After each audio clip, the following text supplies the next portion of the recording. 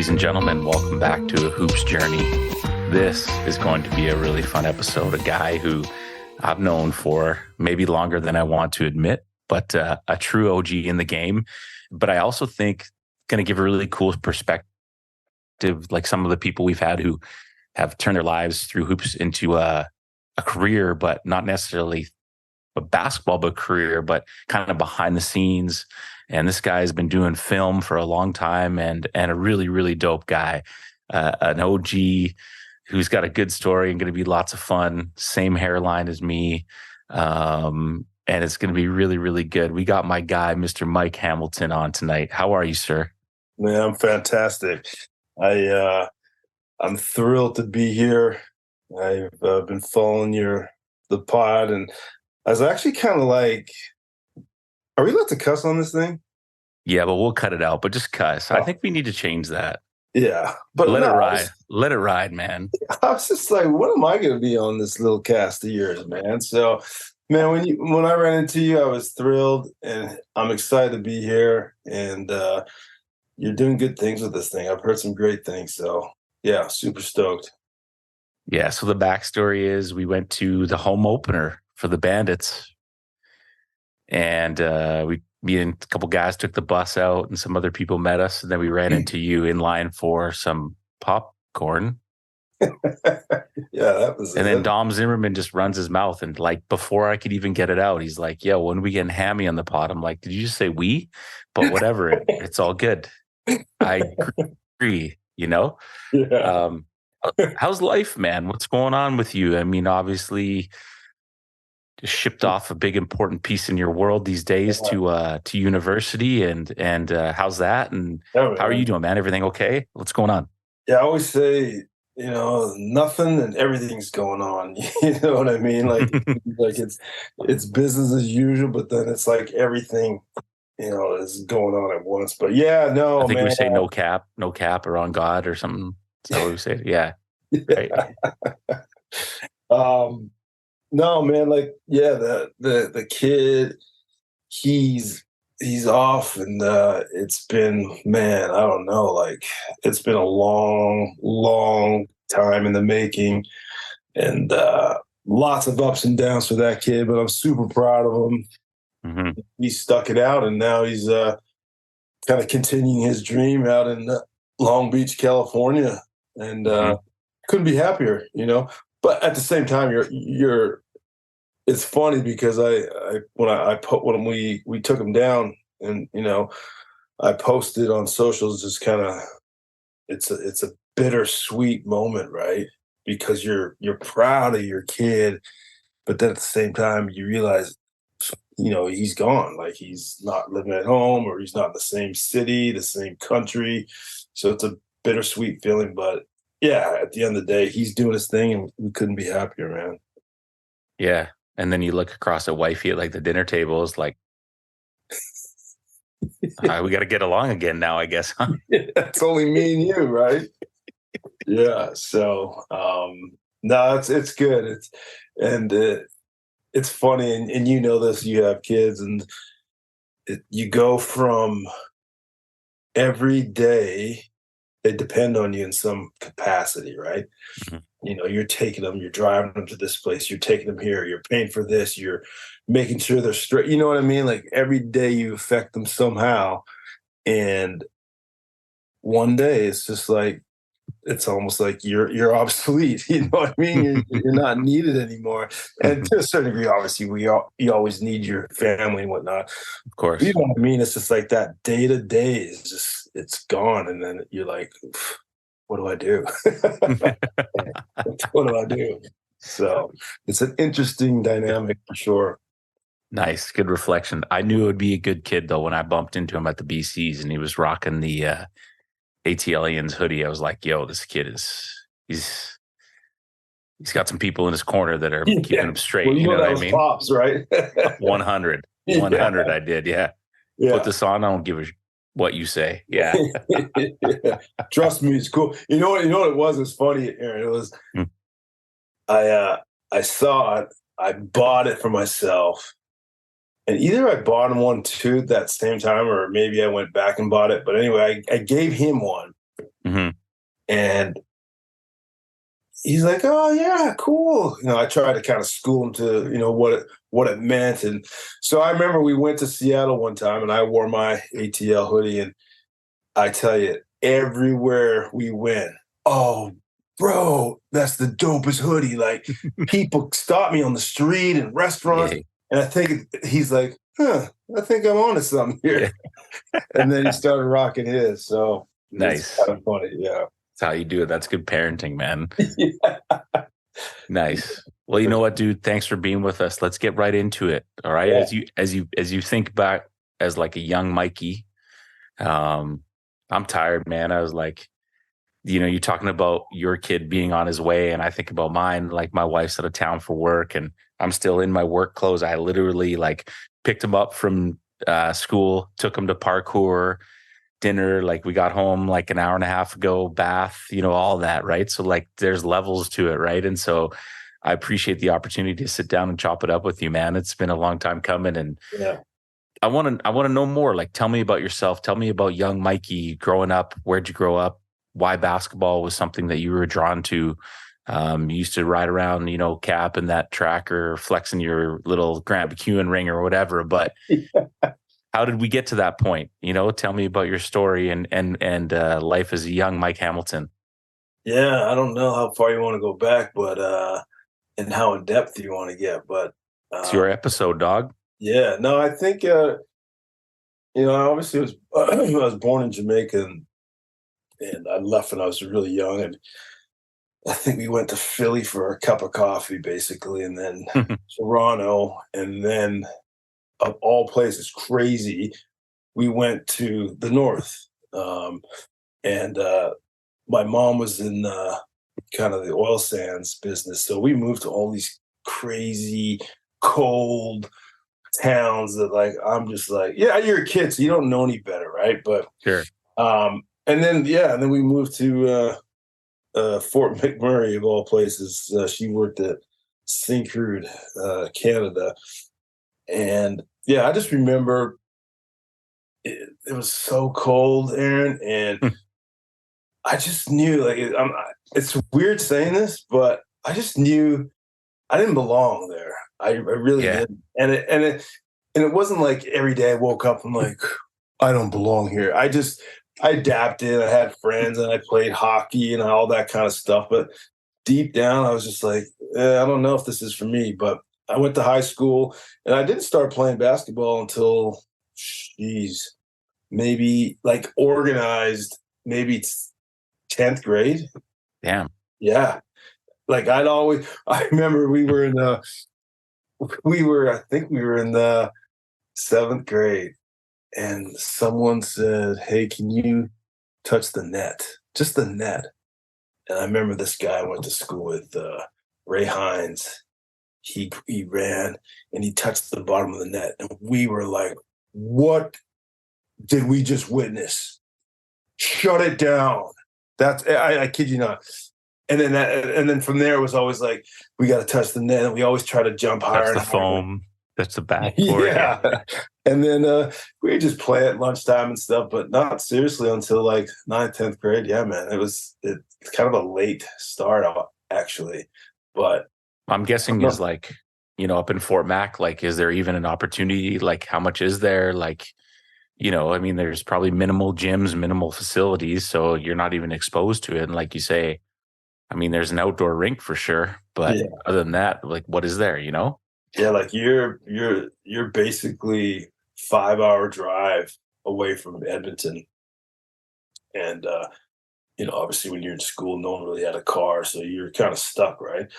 But I'm not going to totally salt it down, because once we started kind of getting into it, and like, we really, this was something that we wanted to do, and basketball was cool, and it was competitive. There was a lot of good players that came out of there, and it was competitive. We had rivalries against the other high schools. There was like 2 other high schools, and they had this thing called a Challenge Cup, and there's 3 high schools, and each high school would play each other, and you get points.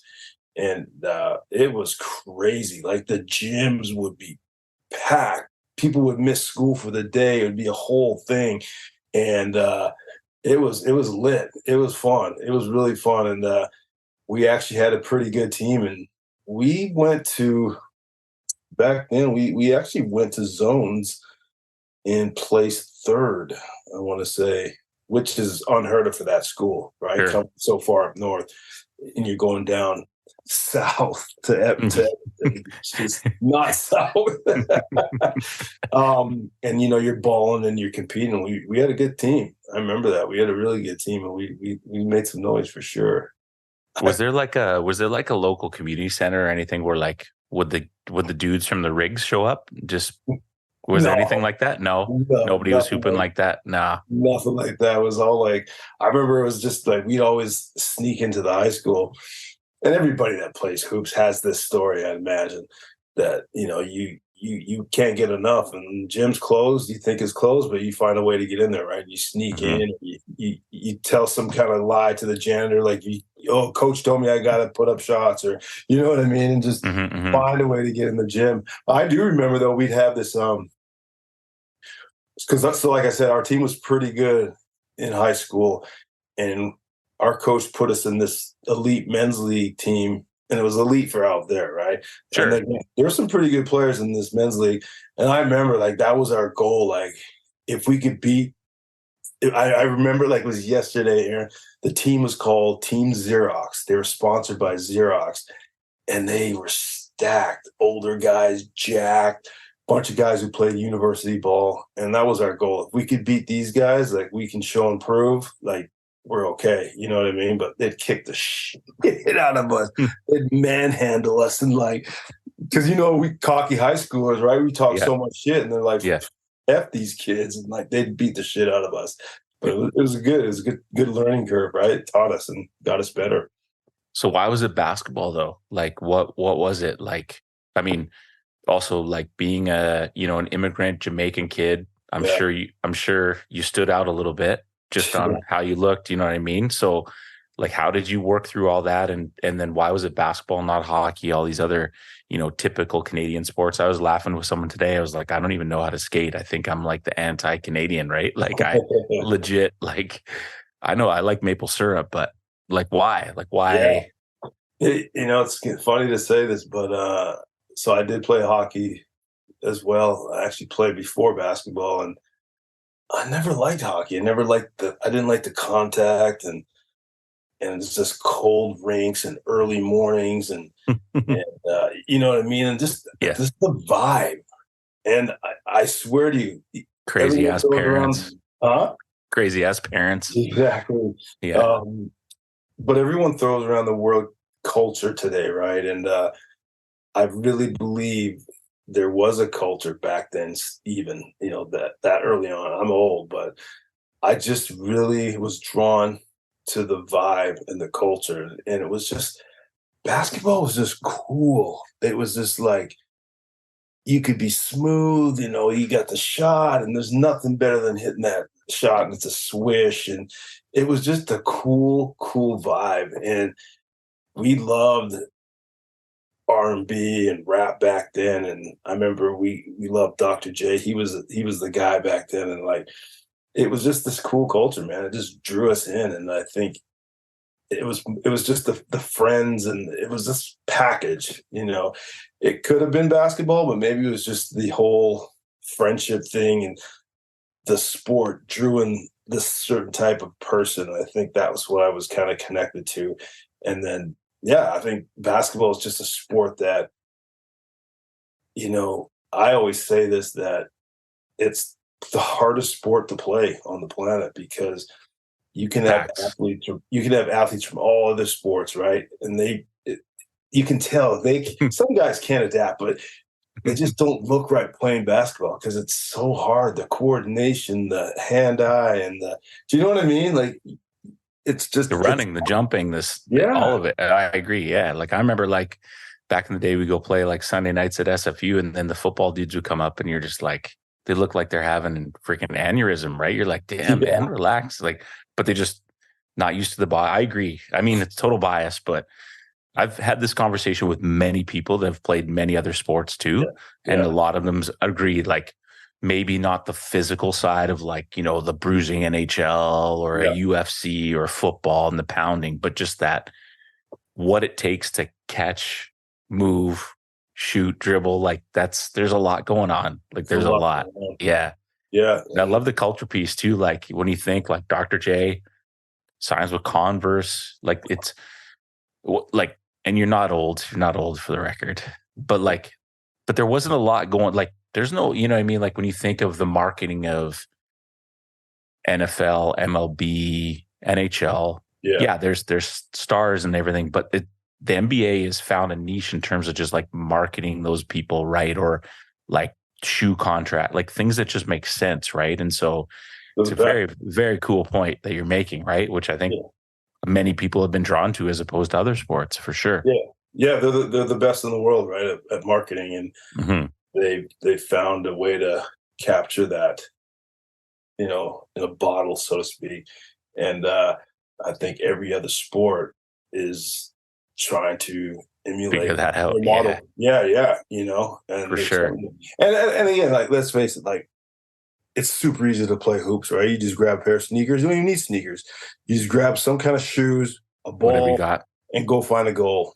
You know, hockey, you got to get gear. You cost a fortune to get on the rink. Football, forget about it. Like, so it's very accessible, right? Yeah. That's the beautiful part of it, right? Absolutely. Yeah, absolutely. So those high school years, like up north, this is dope, loving it. And then what's next, man? I mean, like, how do you figure out what's going on? Family moves, you move. Like, what do? You get close to finishing high school, have some good runs and like some good teams. Like, what's the next play for you? Because, I mean, I'm guessing in your brain, you're like, I don't want to stay here. Or maybe you're like, you are. I don't know. Like, what's life up there like, you know? Yeah, it's funny. So I got cut my 12th grade year. Say what? I got cut from the team. I'm like Jordan. I just compared myself to Jordan. I'm like Jordan. I think he was grade 9 though. But wasn't he 11? Nah, it was like freshman. Was it freshman? Yeah. But bro. Similar. Yeah. Bro, I was devastated. How? You know what, maybe? Do you have an attitude problem, Michael? Come on. I probably took it for granted. And there was a couple of like kind of up and coming young guys that were hungry. Mm-hmm. And it was my group of friends that we come up with. And I don't know why I was the scapegoat or whatever, but yeah, I got caught and I was devastated, dude.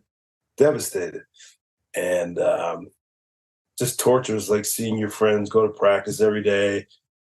And I don't know, I might have practiced with the team, but I don't know. I can't remember, so long ago. But I remember I said to myself, I'll never feel this way again.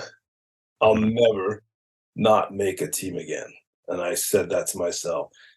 And we had always talked about doing an extra year. So we came back for an extra year because I think it was like we had unfinished business. I don't think they ended up doing what they thought they were going to do that year that I got cut. And that's probably why, because I got caught. They didn't have me, right? So obviously. But yeah, everybody vowed to come back next year. And I was like, fucking A, right? Like I'm there. I'm going to be there. And long story short, obviously made that team. And then we went on and we did pretty well that year. And yeah, to answer your question, man, high school was a blip. Like, so when we're talking high school up there, like, is it grade 8 to 12? Is it 9 to 12? Is it 11, 12? And like, how big? I think junior high was 7 to 9, 7, 8, 9. And high school was 10, 11, 12. And how many kids for 10, 11, 12? Like 300? 80? 5? Yeah. Okay. 5. Decent size. Yeah, that's decent size. Yeah. Yeah. Fort McMurray Composite High, the Miners. That was the name. That was the nickname, the Miners. Nice. Yeah. But yeah, no, to answer your question, I knew as soon as I was old enough I was out. Yeah. Yeah. And I had left. Did moms know? Oh yeah. Yeah. Yeah. You know, she understood, and I always talked about going to school and playing, and then ended up going to Alberta. Edmonton, and then Grant McEwen, Ken Larson was our coach. He played on the national team. Yeah, shout out. Damn. Yeah, and he was great. Like, we had a squad. We had Joey DeWitt, Darren Ross, my buddy Ray Hines. He came down. We both went down together, and Jason Stanier. I remember Jason Stanier. We used to call him Stick because he was skinny as a stick, but boy, could that kid hoop! And you look at him and you're like, "Where's your muscles?" But he could fly. Like, he was doing some crazy, like, not even like warm up dunks, in game, nasty for this white kid, 6'5", 6'6". He was nice. I remember Jason Stanier. Yeah. And we had a great team. Played there for a couple of years, and we went to the Nationals twice, I think. Yeah. So we were legit. We had a good squad, but yeah, definitely had always intentions of leaving and, you know, trying to pursue that post-secondary for sure.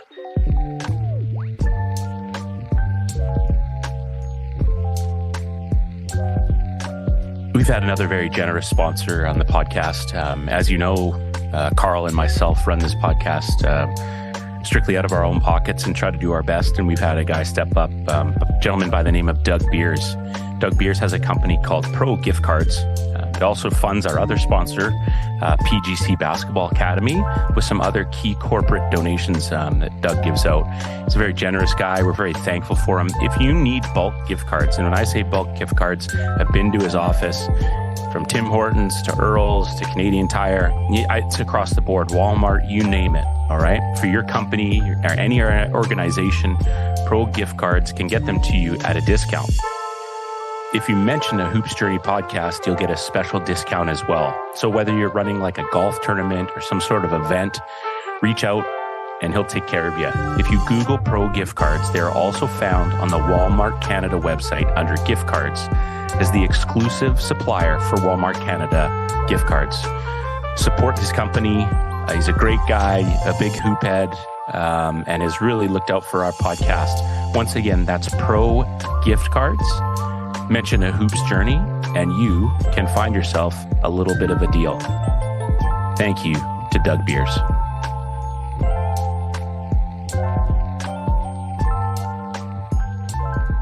And that's crazy. Like, I mean, when you think about like being Jamaican, McMurray, then like Edmonton's like the big city to you, right? Like, you're on like White Ave or whatever, like get in trouble and stuff. What's the focus in school? Are you like, is there any academic, or is it just like, yo, I'm just happy to be, you know, he's dying laughing, but yeah, like what? You know, it's funny, like.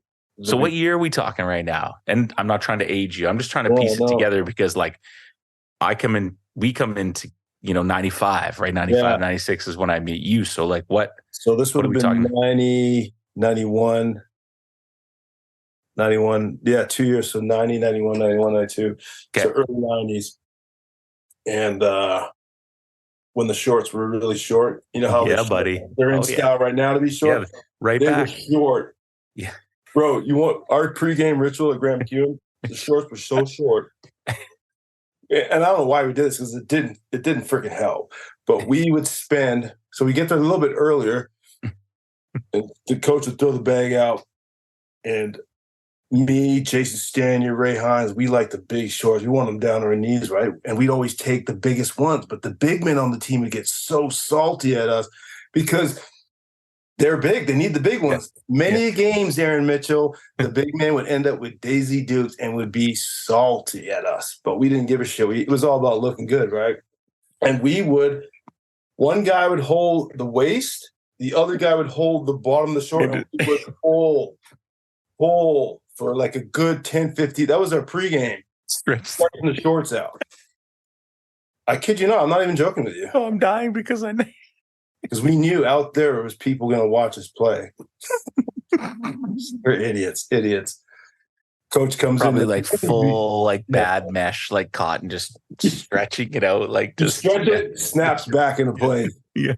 Yeah. Yeah. It was a waste of time. But it was, it was the early 90s, and it was interesting times. But school-wise, yeah. First year, I just took general studies because I didn't know what the hell I was doing. I didn't know what I wanted to do. Mm-hmm. And, your parents kind of like, I'm not giving you any more money until you figure out. You're not just going to take Mickey Mouse classes all the time. So I really, and this is it's interesting. It's a good connector to me now. But back then, I was really intrigued with like advertising and marketing. Like I knew I wanted to create stuff, right? And make commercials and stuff. And they actually had a advertising, I think it was a 2-year course back then that I started to do in my last year before I left Grant MacEwan. So it's funny that now, just thinking back right now, it's just like funny to think that's probably kind of where I got a little bit of the taste for what I'm doing right now. And it happened because of basketball, right? So, kind of interesting. Keep going, man. That's crazy. Look at you. You're having a moment. Yeah, I dude. know, man. Yeah. That's nuts, actually. And then this is the whole point of the podcast, for the record. This is how we roll. Yeah. I'm hitting all the marks, right? Yeah, no, not for anybody, but for yourself, man. It's like people go back in time and then they realize, like, damn. Yeah. Like sure. You unfold it, right? And you unpackage it. It's like, damn. Yeah. Back then you didn't know. Nah, you're so stupid. Like, I was telling my leadership class today, I was like, I failed out my first year at CAP. Like me and Mahar, when basketball was done, I would pick him up, wait for his parents to leave. We would drive back to his house, watch TV all day. He would pick me up the next day. My parents would leave, go to work. We'd go back to my house, watch TV all day. Got my report card, like F. I'm like, all right, here we go. That was Jason Mahar, right? Yeah, man. Yeah. Like flat out just failed because we were just like, we don't know, It takes time, man. But I gotta say, and then when I left Edmonton, I knew, like, because my sister had moved out to BC. Oh, okay. And I used to go visit her, and then I was wondering how this would click. Yeah, okay. Yeah. And I said, this place is kind of cool. Vancouver, the summer scene or the winter seemed pretty mild, and I'm freezing my balls off in Edmonton. And I'm like, I think I've kind of outgrown it. And, I think I needed a new change of scenery, getting too comfortable and stuff. So, sure. So I decided I was going to go move out to BC, and I knew I still wanted to play college. And actually, I was, to back it up, I was going to go. I really was thinking hard about going to Billings, Eastern Montana. No way. A friend of mine played for them, and we drove down from Edmonton one time to go visit them. Mm-hmm. And we played pickup with the team, and it was like, man, this is it. This is the life, man. This is the ball like you strive for, right? And I was like, I could see myself coming down here, and I really thought about it. And I was actually, it was either going to be doing that or go to Vancouver. And I don't know what changed my mind at the time, but I ended up deciding to go to Van. And then I knew I still wanted to play. And that's when I had no idea that Capilano College existed. I didn't know where it was. I knew nothing. I just knew that, okay, there's a school out here that I could probably keep playing at. And I remember the first time I rolled up to that place. I forget the coach's name now.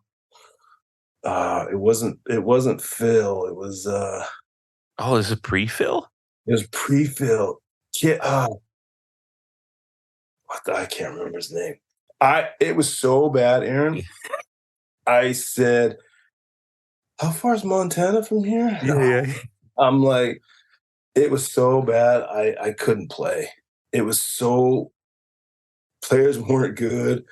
It was so poorly organized. I was just like, I came from a program like Grant McEwen where it was run by like national team guy Ken Larkin. We were like, we had studs and we went to that. You know what I mean? Then you're battling with like Sate. Sate had a good program. Yeah, like it was like, for sure. So then you get here and you're like, what the hell is this?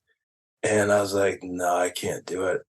But I was enrolled in school and I just, I probably just messed around and played pickup and stuff like that and went to school. And then it was after that where I think Phil came in after that, the next years, I think. And I was like, oh, okay, there's a real coach and seems like a real team recruiting. And were you getting recruited by him that year? Or was it the year after that? So I was like 95, 96. But yeah, like I'm trying to figure out who was before him.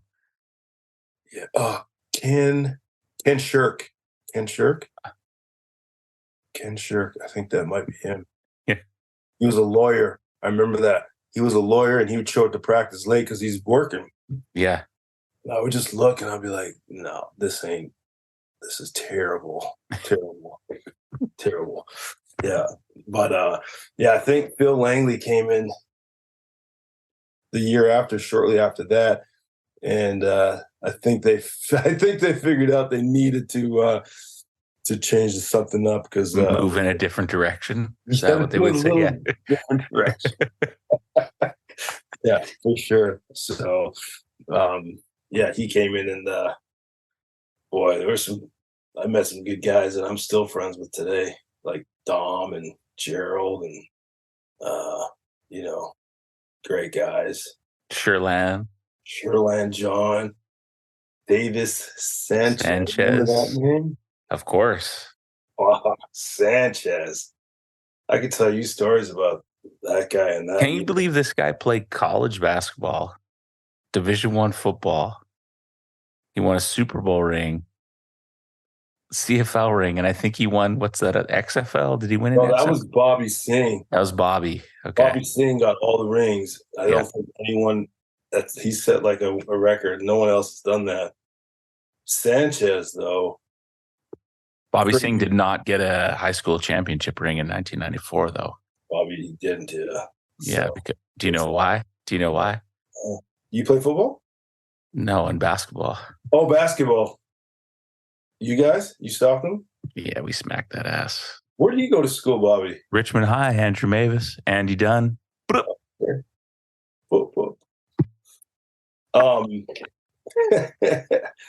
No, but Sanchez's story was crazy in its own self. 100%. You go from high school phenom, college basketball. He'd never talked about football around us, and all of a sudden he plays for Surrey Rams, JUCO and Cali, Oregon Ducks, CFL, NFL, back to the CFL. Crazy, right? Yeah, man, crazy. Dude, I remember there was so many good times just sitting in that team room, man. Like Sherland icing his knee, you're just kicking around, like just absolute, like Sherland's hurt, you're just chilling in your tracker, like just funny times, man. Phil Langley, wow, those were good times, man. Those really funny. When your practice ended 3 hours ago and guys are still kicking it, right? 100%. That's when you know you got a good group of guys. For sure. So all those years wrap up. Like, what's up? Like, what's next? I want to fast forward, but I don't want to. I want to know. I want to know all the steps, man, because it's pretty crazy. Like, you filmed with Steve Nash. You got Mike Bisbane. Like, your resume's crazy to this point. But how and why? Like, I want people to know. Like, try to tell kids all the time that, like, when you're 17 years old, you're really not supposed to know what the heck you want to do with your life. Like, and even college is kind of in some ways can be a myth because you're paying tuition and you're still not really sure what you want to do. You know what I mean? Like, you kind of know, but you're not sure until you actually get into a field. So, you hover around, Cap, you steal my show CD for about 9 years. I actually don't think I ever got it back, but that's fine. You might not have. You might not have. Yeah. Can you imagine that day? You're like, yeah, we got along, and then you're like, yeah, if you only knew by handing me that show CD that it may not come back, you probably would have never released it. But it turned into an internal joke till up to today, right? So we could be at anywhere and be like, hey man, you got that show CD on you, buddy? And that was a dope CD, actually. Right? For those that don't know what we're talking about, the show soundtrack, the CD, front to back. Let's go. Don't just get fooled by like the Dove Shack song. Like, that's a great tune, but front to back, it was good, especially in Mike Hamilton's tracker. So what's the next step for you, man? Like, how do you figure out what you're going to do and where you go? You're talking about this kind of marketing, advertising mind. Like, how do you start to turn that into work and business for you? Well, let's finish the hoop story, because that kind of connects it. And, like, for me, dude, and I'm not saying like I'm any different than anybody else, but if I get something in my head that I want to do, I try to accomplish it to the fullest, right? Mm-hmm. Probably like everybody else thought, oh yeah, I want to go play pro, and I want to go overseas, and I just want to continue playing. Like, I know I can do more than what I'm doing. And so I remember the IBA. I don't know if you remember that. Yes.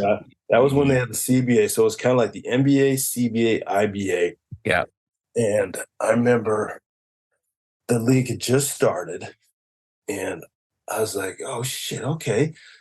I could do this. And, if I play here for a little bit, get my game right, and then maybe eventually I can go overseas. I always wanted to go to Australia for some reason to play pro basketball. And I was contacting teams early on, just after cap. And, they're like, yeah, sounds like you're okay, like kind of like beat it, kid kind of thing. But maybe you need to get a little more experience and play in some higher caliber, blah, blah, blah. And I'm like, yeah, maybe you're right. So anyway, I was like, okay, the IBA. I remember I went to Chicago, had a kind of their draft for the IBA. So players would come in, and there'd be all the coaches and GMs, and then you'd play for like 3-4 days, and then you would get drafted. You get your number. And I flew from Vancouver to Chicago, Rosary College. I remember like it was yesterday. And I get in that gym, and I was like, holy fuck, these guys can ball. And you know who was there? Who? Arthur Agee showed up. Come on. I swear to God. He laced up for about 20 minutes, and then he did his little thing, and he took his shoes off because, the hoop dreams had just come out, right? Mm-hmm, mm-hmm. So he didn't really have to like show and prove, but it was kind of cool playing with him. And then, I didn't end up getting drafted or like, picked. I probably didn't have a great weekend. And I remember Winnipeg Cyclones. They had a team in that league. Yes. And I had a connection, and I got flown out, or I flew out to go and work out for them. And they liked me. They were like, we're full this year, but if you can find somewhere to live down here, you can come and like work out and practice and stuff, and then we'll see what shapes up next year. And I was like, back then you're like, done. Yeah. What else I got going on? Yeah. Yeah. And then I remember going back home to Van. Just I was going to get situated and whatnot. And I played, I don't know what it was, pickup or in a league. Someone asked me to play, and it was at the Grizzlies practice facility. Not where the Grizzlies practice, but those other courts. Yeah, the old men's league, dog. Yeah. And I remember playing, and it was one of those terrible refs that we all get for those leagues. Because they only have one. F1, and it was a call, and I was so pissed, Aaron. And Got a Randy Coots keeping the budget low. Yeah, I kicked a chair with the base of my foot. Yeah, broke a bone in my foot. no, Done. Couldn't go back to Winnipeg. Had to like sit out, and then I was just like, you know what, man, this isn't for me. Like, I'm not gonna go pro and make money at this and long lasting career. And I just, at that point, man, I was like, what can I do that has the similar kind of, camaraderie, collaboration as basketball and culture. And I was like, I've always been intrigued with making things, and I always knew I wanted to do like commercials and advertising. So I went and I started doing that shit, and I made my first doc, man, with my own money, and that's kind of how I got started. I just knew I wanted to do it, and just like I said, if it's in my head, I'm going to do it. And so this is like 97, 98? Yeah, so this is late. So it was just before, it was right before the Olympics, because I remember I did a show on that. So it must have been like a couple years. 99, 98. Yeah. And I remember Todd McCullough was he was playing for UW. Jordy McTavish was playing for the Utes with Jared. Yes. And Jamal McGlure was in Kentucky. And I was like, I want to do a show about, because it was the anomaly back then. Canadians playing D1. Yeah. Like high D1. Yeah. High D1. Yeah. I was like, here it is. I want to do a show about Canadians doing it in the States, playing D1. And I called it Full Ride. And I pre-pitched it to CTV Sports. It was CTV Sports back then. And I said, hey, listen, I got the show idea I want to do, blah, blah, blah. They're like, we love it, but we're not going to give you any money because we don't know who you are. I'm like, oh, okay. But they're like, if you find a way to make it. So that's how it works, huh? And we like it, we'll put it on TV. Mm-hmm. So I said, okay. My mom had given me a little bit of money. She sold her house, and she'd given me a little bit of money. And I took that money and I made Full Ride. It was on like a shoestring, dude. I don't even know how we flew to places. It was crazy. But that was my first ever show. And I showed it to CTV, and they said, this is great. Yeah. Okay, time out. How the heck do you know how many staff you need? How do you know how much equipment you need? Like, how do you know? Like, you're literally flying by the seat of your pants right now? Flying by the seat of your pants. No way, dude. So okay, time out. Like, not many people can do this. Like, I could never do this. My wife and I always talk about this. We're like people who can just sort of like let go and go for it. Yeah. Like we need like that structure, right? Like I can't wrap my head around this stuff, man. That's crazy. Yeah. I didn't go to school for that. Yeah. No one taught me. I just had seen a few similar types of shows, and I was like, okay, this is the basic principles. It's based off an interview, and then it's coverage. So you interview someone, but then you got to sort of show what they're talking about. So you got to get some kind of coverage. So I knew that principle, but I didn't know anything about budgeting or editing, and I knew nothing. All I knew was I want to do this. It's a cool idea. And if it's good, CTV is going to put it on TV. And then I've made it. I thought back then, if I do that, I've made it. Yeah. Boy, was I wrong. But that was my first show, man. And I had no freaking clue what I was doing. And to this day, I can't watch that fucking show. Can't do it? It's so bad. Really? You can't even watch it? No, I probably couldn't. It's so bad. Is it on YouTube? I don't know. You might be able to, maybe if you Google it. I have like a big beta, the beta tapes that they used to put in the broadcast machine. I got full ride on a big beta. Maybe one day I'll convert and watch it. Maybe I'll watch it on the show. Did you get those guys interviews and stuff too, or was it just like footage that you took and sort of Oh, talked we about like? went down to UW, spent time with Todd and Yeah. Jamal, and we interviewed Jordy when he was up in Vancouver. Mm-hmm. He was back home for a little bit, so it saved us a little bit of money there. But yeah, we were down in Seattle and then New Orleans or Kentucky, sorry, Right. Yeah. where Jamal played, and yeah, man, it was fun. It was a lot of fun, but it was like I didn't know what I was doing, and I was in over my head. And but sometimes you feel like you got to do it. You got to fake it till you can make it, I think, and that was definitely one of those things. But it was doing it all over again. I wouldn't change a damn thing. Mm-hmm. Why? Definitely. Just because that's the way you learn. Mm-hmm. Throw me in, man. Like, you throw me in and I'm going to figure it out. Because at the end of the day, like, obviously, like, a broadcaster of that nature is not going to put crap on TV. Sure. But back then, it was good enough to be on TV. So yeah, of course. So I'm not saying it was just all bad, but it just felt like the experience was just like run and gun and guerrilla style, and like, you know what I mean? Like, I don't know what this is going to look like, but I'm getting after it. So yeah. And where do we go from it? And then where do we go from there, though? Oh, and at that point, I think that's when it cemented, like, this is what I want to do for the rest of my life. I love the high. I love the rush. I love meeting people. I love sitting in front of people and looking in their eyes and asking them questions and hearing them tell me answers and just kind of like taking them through their life, kind of like what we're doing right now, right?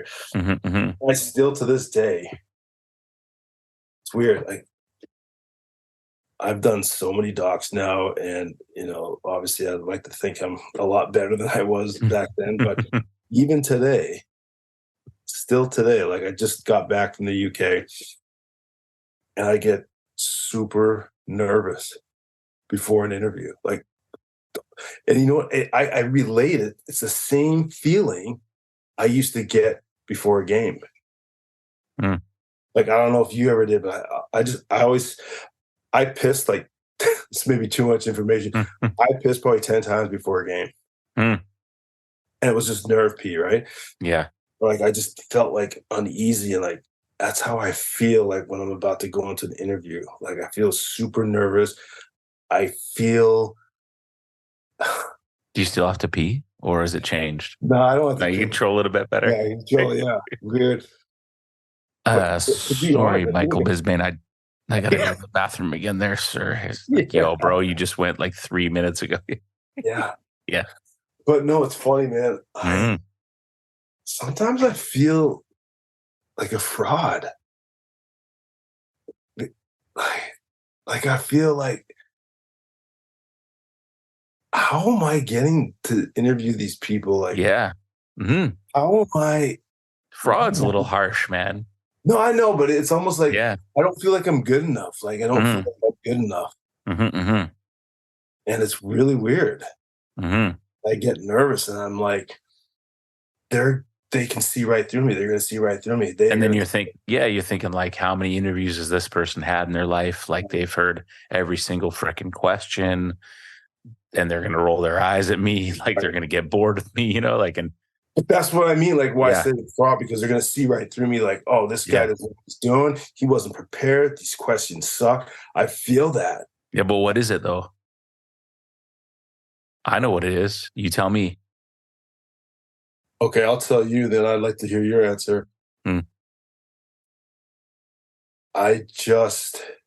want to do such a good job, and I want them to be, I want to be equal with them, and I want to do such a good job that I just get in my head. And sometimes I just feel like I'm just not at that level. I'm not good enough. No, but why does it come off, though, is my question. Oh. Why does it work? Oh. Because as soon as I get in the mode, I dial in, and everything, that any fears, any anxiety, anything just leaves because I'm just engaged. I don't know what it is. It's just like I'm focused again. Like all I have to do is say the first question, or ask the first question, Mm-hmm. and then I'm like, I feel like and then you're you. Yes. You're a normal, connective human being, man. And people feel that and they sense that. Think about how many squares these people have been interviewed by. Someone in their media team is like, okay, on Monday, you got to sit down with this person. They go through this. And then dude rolls up in like a bathing ape shirt or something. He's like, what's up? I'm Mike Hamilton. How you doing? You know? And they're like, whoa, this guy's got a different energy, you know? And then just everything. It's because of who you are, man. That's why. I appreciate that. It's funny because it's because of who you are. There's no question. And I think it's a skill. It's a skill. You're you know how to read people. You smile a lot. You have a good personality about you. And like, if just like this, like I've known you a long time, but like I would feel like, yo, this guy's going to try to like have me do a bad quote or say, like it's just a good sense. And that's why, at least from my perspective. You know what speaks to that? I appreciate you saying that. And I'm not trying to name drop here, but please do. People have always, what's your favorite interview? And I always go down the line, and then this is obviously number 2 is Kobe Bryant. Mm-hmm. Interviewed him for my Nash film, and he was one of the last guys that we were waiting for to get, because Steve had just got traded to LA, and which helped obviously get Kobe. And I just remember dealing with the media guy, John Black, who I'd become to kind of know. And it's funny, is like, I first reached out to John. I was like, hey, I want to sit down with Kobe, and can you? He's like, wait, I don't speak to Kobe. I'm like, excuse me? You're the media guy, like you run all the players through. I don't speak to Kobe. So I'm like, okay, how am I gonna, go through his agents? I went through his agent. Long story short, he agrees to do it. And I've heard horror stories, like, super short. Yeah. You got this amount of time, blah, blah, blah. So he said, come down to El Segundo, come down to our practice facility after practice. Where'd you leave your wallet? El Segundo. Sir. Yeah. And, come down to the practice facility after practice, set up upstairs in one of the boardrooms. And I'm just like, boardroom? As a filmmaker, boardrooms are our nemesis, man. That's the worst. Why? Just white walls and boxes, no depth. It's boring.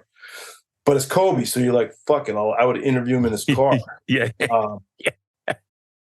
So we get up, and I'm ready for super blunt, super short, super kind of arrogant guy. And 5-10 minutes, I was ready, like just. And how's the heart rate? Yeah. That, for sure with him, right? And then, like you said, man, we started, and it took about 2-3 minutes. And I'm not saying by no means me and Kobe connected. Mikey. I'm not going to go that far. I will. We had a moment where he was only supposed to be 20 minutes. We went 30, 35, and he was affable. He was engaged. He was answering questions like, I was like, man, this is so, so cool.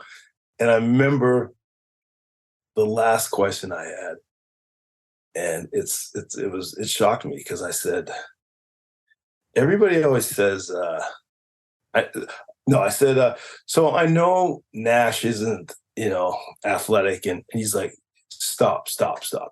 I'm like, yeah. I hate when people effing say that. I hate it. Nash, he's in the NBA. Is he the tallest guy in the league? No, but he's tall. Is he the fastest? Nobody's fast. You know what I mean? And he was basically defending this guy's honor. And I was just like, holy shit, right? Like he kind of got irritable at my question, and he like defended Nash. Like, and I wasn't trying to put Nash down. I was just simply saying, he's not the most athletic guy. And bro, he's in the league. He's in the NBA. And I was just like, wow, that's so cool. And we chopped it up for 5 minutes after that, and then that was it. But that was probably one of my the way I went into the interview, I didn't expect it was going to go that way. So I was like super, super surprised and actually excited about how it went. So, yeah. And then when you think about like Kobe and everything that happened and just sort of like where he was going, like it's a crazy story to hang on to, man. Like that's wild, dude. My question is like, where did that toolbox come from, do you think? Was it the Jamaican family, outgoing parties, sort of just like where did that come from? Because I could list off 40 people right now that know you that would say the same thing. Oh, Mikey, man, like just, good dude, know that he's in my corner, like respectable guy, like, but also like super personable, right? You know what I mean? Like I remember when, Dunner's wedding, we had the wedding party and like you met Reg and it's just like kind of, you're cracking joke, like just sort of where's that toolbox come from? Like, because that's what I think takes from behind the camera to being able to, like we've talked about, let that guard down. So where's that? Like, how does that come around? This is going to be super cliche, but it's sport. I can unequivocally say it's sport. Without sport, I've said it before, I wouldn't be where I am today. Sports gives you that environment that you can either strive in or you can either succumb to and fail. You can close off. You can be an asshole. And I've always said sports is very similar to filmmaking because the sports world, our basketball community, whether you're in the NBA or whatever, it's small, right? 100%. Same with filmmaking. And I've always learned that from an early age. Like I've always treated people the way I want to be treated and respected them because you just never know when you're going to cross paths again or you're going to need them, or do you know what I mean? And it's too small of an industry, sports and filmmaking, to have that, an attitude other than just, being a respectable guy, friendly and affable and to do the genre and the craft right, like, you got to come with it. You got to be respectful, and you got to know what you're talking about, and know your subject and stuff. And I think that also plays. If you come in fully loaded and you know exactly who you're dealing with or what you want to say, that confidence, presents itself, and then people vibe off of that. And I think it just brings the level down. And I think, like you said before, the type of stuff I like to do, it's not like, oh, so you scored 18 points last night and your stat line was, ours is more human stuff and emotional stuff and connecting and stuff they don't get to talk about all the time. And I think that's why it's enjoyable for them, and it's always different, right? And I've had from Olympic figure skaters to DeMar DeRozan, just like, I remember DeMar, man, was like, not to keep going off tangent, but please do. I love it. We were doing an Inside an Athlete's Head, and DeMar was one of the episodes. And I remember we went out to San Antonio, and I get there, meet his agent at his house. It's called Inside an Athlete's Head? Inside an Athlete's Head. It's all about what they think, random thoughts. Get to DeMar's house, and the agent's like, he's fucking ill, like sick. And I'm like, all right, cool. Man, we spent our money. You know what I mean? Like, yeah. I'm not going to get him again. Like, this was hard enough to track. And then, wait 1 second. Goes away, probably talks to him. Okay, so he'll do it, but just, I don't know what you're going to get. And try to be as quick as possible. Because the whole thing was we're going to interview him at the house. Then we're going to go to the facility. He was going to put up some shots and we're going to shoot some cool B-roll. And we go in his little room. And it's just audio. We're just capturing the audio right now. Okay. And he's.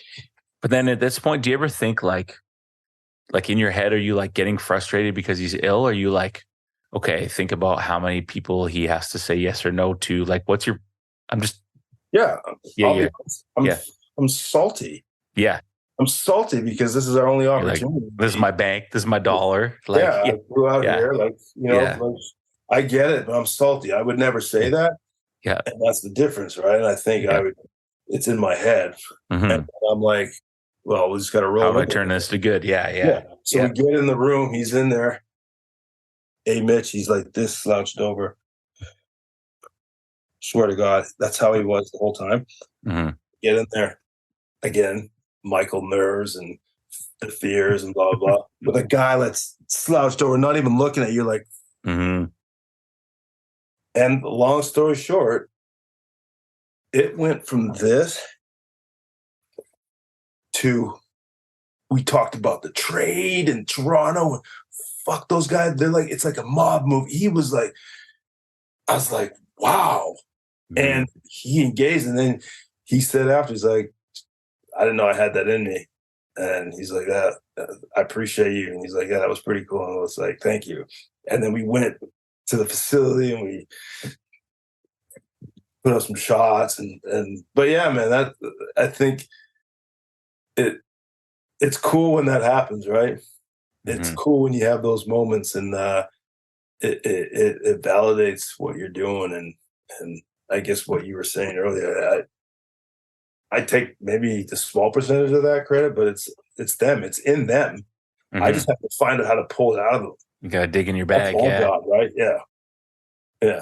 So kind of like today when I'm trying to like get you to like be extroverted and tell some stories, really digging in my bag right now, Yeah, you're killing it actually. Did you go to Michael Hamilton's school of Michael Hamilton Academy? Yeah. In case you didn't know, our second sponsor, ATO Basketball, aka ATO B-Ball, located directly at the Langley Event Center in British Columbia. This place has everything you need. I swear, if you walk in and you're a hoop head, there's nothing you won't be able to find. Sale items, Jordan, Adidas, Puma, you name it. The brands are all there. Shoes, jerseys, retro, current, Vancouver Bandits. You can even get every basketball you name. Shout out to our boy Jeff at ATO B-Ball for willing to be a sponsor to us. Go check them out. Check the store, mention us, and who knows, you might find yourself lucky. Thanks to ATO B-Ball.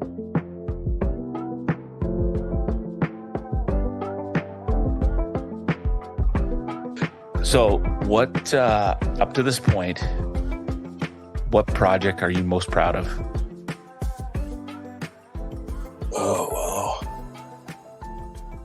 There's different ones for different reasons, but the one I'm most proud of, probably I Am MLK. What I did about Martin Luther King. Mm-hmm. Yeah. I think it was... Because the meaning, who the man was, what he did, what he achieved, what he was up against. He never faltered or wavered, like he had his eye on the prize, and it was an important film to tell, mm-hmm. especially, it's still going on today, but even when we were doing it in 2018 and whatnot, it was just, this country is so divided, and mm-hmm. it's just, the timing it's funny, like, because when we were doing the film and doing the research, shit that was happening 50 years ago is still freaking happening today. Yeah, man. Still happening today. And I would think Martin would be just devastated. He'd be prideful in certain ways, but I think he'd be devastated that there's so many failures still happening And so no, I think for me that was an important movie. And It's hard to take your emotion out of your personal emotion out of that and like let the piece unfold. Were there moments like that? yeah, a little bit, just Yeah. some of the, you know, it's funny because you always, I don't know, maybe it's just me, but when I was looking at a lot of that footage, and you know, like when the first three black students were chaperoned by the military in Alabama, Mm-hmm. you and you just seen the hate and the just seething hatred and just like, you know, cussing and swearing and spitting and like you get worked up and like, because we see ourselves in a different kind of pedestal today, right? Because we Mm-hmm. have our rights, or a lot of our rights that they didn't have back then. And you feel like, oh, if I was in their shoes, I would have done I wouldn't have done a goddamn thing. You know what I mean? Yeah, yeah. You like you talk tough now, but it infuriates you to watch that footage and the water hoses and the cops beating you. Like, I would stand up and I wouldn't do a damn thing. You would Mm-hmm. just you'd do the exact same thing. Let's take it. Yeah. Yeah, and try to figure it out. And so yeah, man, it was weird because I felt like I knew a lot about the civil rights before I went into that movie. Like, but I was humbled. I was really humbled. It was about a year or so research process because you got to get it right. You know, you can't mess up. Yeah. Yeah. You got to get it right. So yeah, I was super humbled, and listen. I interviewed. You want to talk about fear, dude, and Mm. then the fraud syndrome. I was interviewing scholars and freedom fighters and civil rights leaders that were Mm-hmm. way smarter than me Yeah. Yeah. about their life in that situation, and super nervous, you know, but it was cool. Again, you get in it and you're going back and forth with these icons, right? And yeah, it was pretty cool. And then we interviewed some pretty cool athletes too for it. So that was fun. That fine line of like staying the course and doing what you need to do for the project, but also like getting emotionally attached to the words that are coming back, right? Yeah, Yeah. 100%. Yeah, Yeah. 100%. And then the cool part was just like, you're looking at this man and this woman, Mm. and they're here with me now, but they were in it. They were Literally. Like, trenches. mm, Like, there's history oozing out of mhm. it, you know? And you will never. It was funny. We interviewed his lawyer, Martin Luther King's lawyer. Um, And and in a small way, dude, like as a black man, they're you're there because of them. yeah, You know what I mean? exactly. Like I'm able to do this film because of them. it's crazy. Yeah. Or just, it's Or wild. walk on Yeah. the street without getting harassed. Mm-hmm. Well, I remember we interviewed Martin's lawyer, Clarence Jones, and he knows where all the bodies are buried. And Yeah. I remember sitting there doing the interview, and normally the interviews are probably about hour and a half, 2 hours. But we went over, and I was like, I apologize, sir. He said, listen, he stopped me. He said, don't apologize. This is important shit. Because guess what? When I die, these stories die. Mm. You want to Mm. get all the shit out, you ask me anything you want to ask me. And I was just like, yeah, it was pretty cool. That's awesome. Yeah. So On that's a, probably my favorite. that's dope, man. On a way, way, way completely unrelevant, smaller level, like doing this show, like with Rich Goulet dying, people were like, well, now his voice is, and I'm like, damn, I never even thought of that. You know what I mean? Like, You played for him, right? yeah, oh yeah, like local teams and things like that. And it's just like, then that's cool. It's like, hey, I'm gonna be gone. Yeah. Get as much footage as you want, where you get some dudes are like, all right, I got 3 minutes, let's go, you know? And then you don't really think of like that. So Oh, did that's you dope. interview him before he passed? Yeah, man, we got him on. That's phenomenal. Yeah. That's crazy. Yeah. So before we get into some fun questions, man, dude, I love the stories. Now you feel like you're going off, but this is awesome. If you were young Mikey and you had some advice for someone who wanted to get into film or media at this point in their lives, like what would you, based on your experience now and knowing, like, I mean, when you started, we're talking about like, easy. was it the fact that Easy. I'm playing, but where we're at with media and everything, but like, are there a few things and a couple nuggets on your base experience that you would share with someone? Yeah, like Nike, just do it. Bottom line, you want to do something, just do it. Just find a way to do it. A colleague of mine and a mentor of mine, he said this one time and it stuck with me. I remember I was 1 foot in, I don't know, was maybe working at some retail or some shit, I don't know. And one foot was in there and 1 foot was like making little movies and trying to figure it out. And he pulled me aside and he said, "What do you want to do?" I said, "I just love making films and I love directing." He's like, "Well, then if you're going to call yourself and be a director, and that's it, by all costs. So forget the little jobs, and you're going to starve sometimes. You're going to have to figure out where the next paycheck is to pay the bills. But if you're going to be a director, call yourself a director, live it."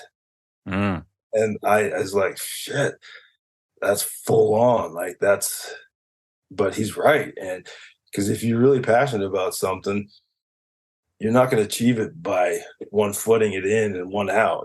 It's like all in, right? And I think if you stick by that belief, good things will happen. So to anybody, like, it's not just filmmaking, it could be anything. Like if you're passionate about something, just do it, man. There's always ways. There's always time. There's enough time in the day to do everything you need to do. And that's true, actually. Yeah. I like that point. Yeah. You don't want to regret. It's true. So yeah, I've had lean years, bro. Lean years. And but I'm to a place now that I can, I get the calls now. Do I want to direct this? I get to pick and choose, and now working with Shaquille O'Neal and his production company and doing some cool stuff with those guys. For reals? Yeah. Let's go. Yeah. The Diesel? Yeah. Do you want me to shoot it? No. Do you want me to pass it? No. Do you want me to slam? Yeah. Well, man. Yeah. Say less, man. I love it. Yeah, that was a cool opportunity that came just after COVID, actually. They had called me up. I remember I pitched his main guy. I wanted to do a Shaq doc. This was before the HBO doc. And they were taking pitches, and I had my little pitch put together. It was pretty dope. And they're like, fuck, this is pretty cool, actually. It's like, we're kind of far down the road with these people. I'm like, whatever. Nice to meet you guys. Blah, blah, blah. Yeah. Fast forward 4 or 5 months, I get a call like, "Hey, man, we're starting a production company. We really vibe with you, and we love your creativity. What would you say about joining us it's new, it's small, we grow?" And I was like, done. So yeah, we got a few cool projects that we're working on right now, and hopefully they get picked up and we can bring it to the world. It'll be cool. Excited about it, actually. Nobody can see it, but he got a big ass grin on his face. I love it, man. I love it, dude. All right, let's get into some fun questions so that we can both go to sleep. Yeah? Yes. You didn't read the email, but I kind of, it's fine. When I saw the Zoom, I saw a little bit. I wasn't, but I wanted to. I actually wonder if you've even listened to an episode, to be honest, but that's fine. Okay. Who have been some of the most important people in your life up to this point? Oh, wow. Well, different stages. My mom, for sure. Single mom. Say no more. Shout her out. Barbara Hamilton. Boop, boop. Let's go. Not a chance. I'd be sitting here talking to you today if it wasn't for her. Yeah. Sacrificed everything for her 2 kids. Yeah. So definitely moms. And then obviously my immediate family and my wifey, Dragona, and the kid, Eli, and sister, and just family, right? It's just can't do it without that. I don't care what you're doing. Can't do it without family. It's nice to see you get a little emotional, man. Yeah, I like that. Yeah. Love it. It's good. Man. You don't want to say more. Eli, good name though. Yeah. Let's go. Cool name. We got Eli in our family too, man. We get that hoodie for him. Okay. Books or movies? I mean, you're a film guy, but I have to ask the question. Books or movies? Movies. Okay. Do you have an all-time list? Like fave moves? Yeah. Like what? Top. It's your world. I mean, what's your he's going to list off 20 for us. Yeah, I could. I mean, is there a heavy rotation? Like, what do we got? I love gangster movies, so I've seen a lot of those. Let's go. I love Michael Mann films. Heat, all-time best fight scene. Ooh. Love it. Ooh. Be the Scorsese movies. I love that Drive with Ryan Gosling. That was so do you break this stuff down now? Like you're just like yeah okay. Oh yeah. I like it. Keep going. No, for sure. And just cool story, character driven stuff, right? Like, but I like senseless stuff too. I think you got to have those. I haven't seen Barbie yet. Have you? Can we move on? Yeah. Okay. Sorry to ruin the podcast. Dude, okay, listen. I have an almost 7-year-old and a wife who falls asleep with every movie. We are not going to the theater to go to Barbie. So Yeah. Oh no, man! I'll watch anything. Yeah. Watch everything. Love movies. Yeah, for sure. Goodfellas. Let me ask you something. Goodfellas or Casino? Goodfellas for me. Yeah, everyone says the same. Goodfellas, yeah. Oh, everyone. So I'm like everyone else, huh? That's cool. What are your thoughts on Major League Baseball? The movie? Oh, Major League. Loved it. Ricky Vaughn. The first one. Oh, forget that. No. Yeah. Not even. I don't even say Major League One. I just say Major League because there is only one. Dorn. Great movie. Yeah. Thank you. Movie. Okay. Go. Shawshank Redemption. Loved it. Seen it about 10 times. Andy Dufresne. So good. Okay. How do you feel about ketchup on macaroni? As a kid, I couldn't eat it without it. As an adult, I don't eat it anymore, but if I had to, I don't think I'd put ketchup on it anymore. Yeah. You know what I would do instead of ketchup? Barbecue sauce is pretty dope. Sure. Sweet Baby Ray's. Yeah. But like macaroni kind of becomes obsolete as an adult. You know what I mean? Like you don't. Yeah, 100%. But there's Sundays. Yeah. That little, that you need that little kind of, what is that? Comfort. Yeah. Little KD. Yeah. Ease it up. Yeah. I'm not gonna lie. When I do the box for Eli on a weekend, I'm like, I hope he doesn't eat it all.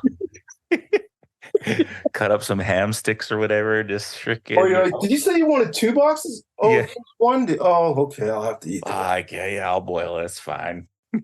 or what about after the bar meal? Great, KD. The late night reheat. Let's go. Yo. The bar. The bar. Yeah. When's the last time we went? Yeah. Well, when you say the bar, that means like 10 o'clock, home by 11, right? Like, well, I mean, like 8 o'clock beer. Yeah, the bar. Yeah, not like what it used to be. Okay, you and 4 others, you get to run on the blacktop. So call your own. It's OG hoops. But you can take this any way you want. You could go 4 dudes that you loved hooping with. You could do like 4 of your favorite players all time. It's your world. But you got to go. You're going down to Ambleside. You're going to Kits. I can roll up. You want to run for a few runs. Who you taking?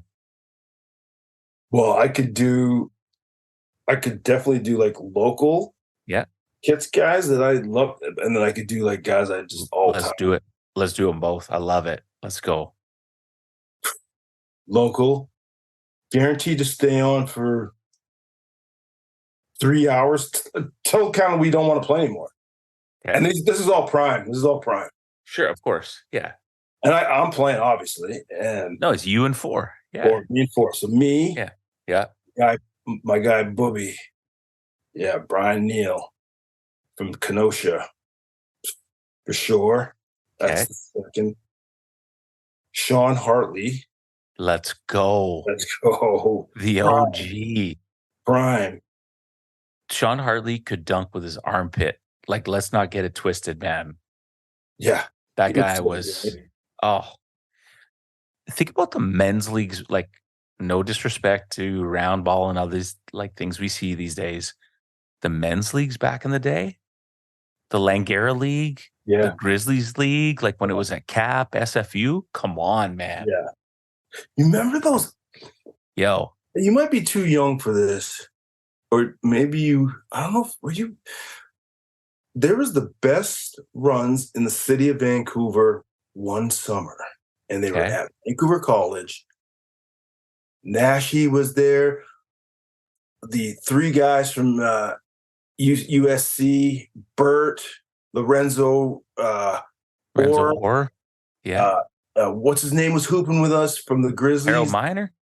No, he was the Dickerson? draft pick. He was the guard, the draft pick. Dickerson? Nope. Oh, Antonio Daniels. And and his cousin was there. Yeah. Were you there those runs? Never saw. No. It was unreal. Hey, Mitch, it was the best runs in the city. Really? And it popped off. That's a doc right there. It popped off for that one summer. Hopz Journey would like to note that we just gave Michael Hamilton the rights to a documentary, and we would like to copyright it. Thank you very much. Yeah. Okay, the podcast is an EP on this doc. Okay, who else we got? Kits Beach. So 3 for 3. Sean Hartley. I took you offside. Sorry, you got 2 more. Yeah. Andrew Mavis. Let's go. Shoot that thing. Let's go. I'm taking Aaron Mitchell. Come on now, relax. Yeah, I promise you.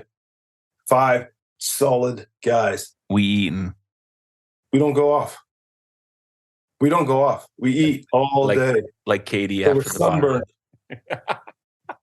Let's go. Prime, so we had hairlines a little bit. You had a little fade. I had a little dippity do forward haircut. Yeah, all right. Okay, so then all time, you and 4. All old school. Yeah. Me, old schoolish. Me, Jordan, Kobe. I'm playing with a big fella. Shaq and Pip. Oh. And Pip? Yep. Love Pip. Can we talk about Shaq, Prime Shaq? Yeah. Yeah. Like, I know people see him now as like that didn't know he's like kind of a joker, or like, but that dude was unstoppable, man. Did you see his doc? Yes. He was next level. Like, they changed the rule because of him. Literally. It was unfair. Yes. I remember that game where it was deemed like the 2 powerhouses. It was Shaq versus Yao Ming. Yao Ming. First time they played. I think it was this way, that Shaq got the better of them, but they won, or it was the other way around. But it was a crazy match. Shaq he respected him, but he hated their hype. He wanted to eat him. He wanted to destroy him. Yeah. Like, stop talking about this. We're not on the same level. Yeah. Exactly. Maybe the craziest highlight I ever seen was him at the All-Star game when he started breakdancing. Oh, I'm like, a human being.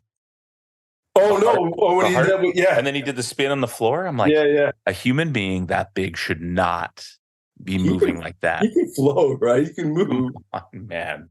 Then it makes sense, right? Because you're like, okay, I see you on the court. You're like, damn, if you can do that, no, you know? Okay, get a little munchy. You're like finishing a long day of like editing film or whatever. Pick up a bag of chips. What do we got? Hard bite, spicy dill pickle. Shout out Kirk Halmanick. The man 50 the references. Yo, the spicy dill are so good. Spicy dill. And like guess what? No one in the family likes them, so that's all me. You don't have to worry about it. Perfect. You're like, here, what do you think of the... Yo, that's point guard moves right there. That's him. Can't bring home the all dressed or the Doritos, the ketchup. Everybody gonna crush them. Barbecue goes like that. They're gone. Gone. Like, oh, spicy dill. It's moving night. Anybody want some spicy dill? No? All right. Yo, spicy dill is fire. We got the Langley Farm Market across from the school. Yeah. We kind of take turns all week. One day I brought this spicy dill. The whole department, my PE department, murdered them. They were like, oh my God, what are these? These are the best chips I've ever had. They're so good. So good. Shout out Kirk too. That's the OG right there. Kirk OG, turn me on to those bad boys. Love that guy. Yes, shout out. Okay, 2 more. And I saved this one to the second last. Usually ask it early, but I really want the opinion here. Dead or alive, best concert, best seat in the house, doesn't matter. Who are you going? Taking wifey.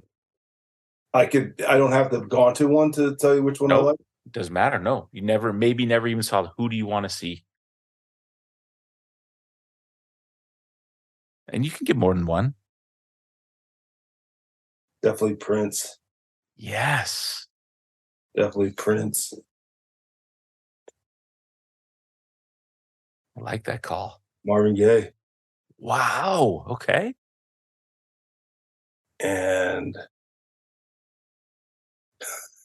this is my Fort Mac days right here, boy. Yes. I like to see those guys actually. Full makeup, like old school. Oh, imagine that show. Yeah, that'd be dope. Yeah. But definitely Prince, man. Whew. I think you just went 3 for 3, like 100 and I don't hear like 116 episode. I don't think we've heard Prince, Marvin Gaye, or Levon Kendall may have said Marvin Gaye, but that's a long time ago. It's like 80 episodes ago. But no one's ever had those 3 combined. No. Imagine that festival. Who's the headliner? Imagine the people. The turnaround. The eclectic mix. Yeah. That'd be great. So good. Yeah. That's funny, actually. Top 5 rappers all time. Top 5? For you. Jay-Z. I gotta go with I don't want to, but I can't do it. Tupac for sure. I love Lil Uzi Vert. Wow. Yeah. Love his new album, Pink Tape. Shout out Eli for the influence. Okay. Yeah. Yeah. Okay. 3. Yeah. Nas. And Rose. Rick Ross. Wow. Yeah. Yeah. Some old school and some new school, right? Ricky Ross, Ricky Rose. Yeah. Are you going to Nas, De La, and Wu-Tang in October? I'm not. I'm going to go to Lil Yachty, though. Where's he playing? Nas. Rogers. It's okay. Nas, Wu, De La. Oh, my God. Keeler, Mavis, Zimmerman. You all going? Jeff Winslade. Yeah, man. Winslade? Yes, Jeff. You have tickets already? Yeah. October what? Mid-October. Stop sleeping, man. No, dude, I'm so... But you're still Samsung. Are you team Samsung? Your text come across green. Are you Samsung? iPhone, baby. Then how does it come across green? I don't know. Mike Hamilton on the underground always. Okay, man, this has been a pleasure. So dope. I appreciate you. I'm not done with you yet, though. Okay, you're not allowed to wrap up yet. Okay. Last question. who do you want to see on a hoops journey? But you got to help us get them on. Who's got a good story, little hoop story? Could be like creative like you, or just a good hoops, like whatever it is. Who's someone out there that you think we should connect with? Like, But are we you're talking the about someone huh? like attainable, like, or like a wish list, or like, Attainable. Who's in your Rolodex? Who's someone to text away that you could be like, yo, this is a good story. Let's get him on, or her. crossover? Jamal Crawford. It's like that, huh? Yep. He'd be great. Are you kidding me? No, he'd be great. Of course he'd be great. I could definitely put the call into his guy. He'd be great. Like a total, because he's got that connection to Van, right? Playing in the Dolphin. Dolphins and all that stuff. Yeah, I'd love to try to help that happen. I'm just not talking because I'm like, yo, don't be writing Okay, checks so you can't cash, son. okay, so he's attainable, and someone let's go for sure, and then maybe let's go a little bit lower. Wow, you're gonna frame it like that for whoever you're gonna say. Oh, A little bit lower. I don't mean like that, but I mean someone. Who's not on TNT? Yeah, someone's not on TNT lower, just a little bit lower. That's a good question. You know who I'd love to hear? And he's not a little bit lower. Everyone's equal. Mm. So I'll take that back. And maybe he's been on already, or maybe you've tried or you're trying. I'd love to, and he's got a crazy story. Joey Haywood, Joey Handles, King Handles. King Handles. Have you ever talked to him? He lives just down the block. He'd be great. He'd be great. The Nautic. Yeah, he'd be great. Did you see that, Doc? Yeah, man. I remember them just 3-on-3, like heating the streets and stuff back in the day. Crazy. Yeah. Yeah. Dope. Yeah, he'd be someone I'd listen to for sure. Love it. But yeah, let's go get that crossover, man. That would be sick. Yeah. Okay, man, listen. I appreciate you. You already know that.